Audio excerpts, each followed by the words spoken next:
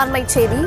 செயல்படாமல் உள்ள தகவல் ஆணையத்தால் என்ன பயன் என்று மத்திய அரசுக்கு உச்சநீதிமன்றம் கேள்வி எழுப்பியிருக்கிறது. விவரங்களை தர இருக்கிறார் செய்தியாளர் மதியழகன். மதியழகன், விவரங்களை வழங்கலாம். மத்திய தகவல் ஆணையம் மற்றும் பல்வேறு மாநிலங்களில் இருக்கக்கூடிய தகவல் ஆணையங்களில் ஆணையர்கள் பதவிகள் பல மாதங்களாக காலியாக இருக்கின்றன. இது தொடர்பாக உச்சநீதிமன்றத்தில் மனு தாக்கல் செய்யப்பட்டிருந்தது. அந்த வழக்கு இன்று விசாரணைக்கு வந்தது. அப்பொழுது மனுதாரர்கள் தரப்பில் ஆஜரான மூத்த வழக்கறிஞர் பிரசாந்த் பூஷன் இந்த வழக்கு விசாரணைக்கு வரவே ஓராண்டு ஆனதாக குறிப்பிட்டார். மேலும் மத்திய தகவல் ஆணையம் மற்றும் மாநில தகவல் ஆணையங்களில் ஆணையர்கள் பணி நியமனம் மேற்கொள்ளாததால் பொதுமக்கள் தகவல்களை பெற முடியாத நிலை உள்ளதாகவும் அவர் கூறினார். வழக்கை விசாரித்த நீதிமன்றம் செயல்படாமல் உள்ள தகவல் ஆணையத்தால் என்ன பயன் என்று கேள்வி எழுப்பினர்.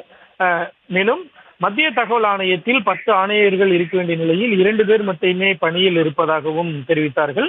கடந்த ஆகஸ்ட் மாதம் காலி பணியிடங்களுக்கு விளம்பரம் செய்யப்பட்டும் ஏன் இன்னும் நியமனம் மேற்கொள்ளப்படவில்லை எனவும் கேள்வி எழுப்பிய நீதிபதிகள் இது குறித்து மத்திய அரசின் பணியாளர் நலத்துறை இணை செயலாளர் பிரமாண பத்திரம் தாக்கல் செய்ய வேண்டும் எனவும் உச்சநீதிமன்றமானது உத்தரவு பிறப்பித்திருக்கிறது. அதே போல ஜார்க்கண்ட் உள்ளிட்ட மாநிலங்களில் காலியாக உள்ள ஆணையர்களின் பணியிடங்கள் எப்பொழுது நிரப்பப்படும் என்பது குறித்து தலைமைச் செயலாளர்கள் பதிலளிக்க வேண்டும் என்றும் உச்சநீதிமன்றம் உத்தரவிட்டு விசாரணையை ஒத்திவைத்திருக்கிறது. விவரங்களுக்கு நன்றி மதியழகன்.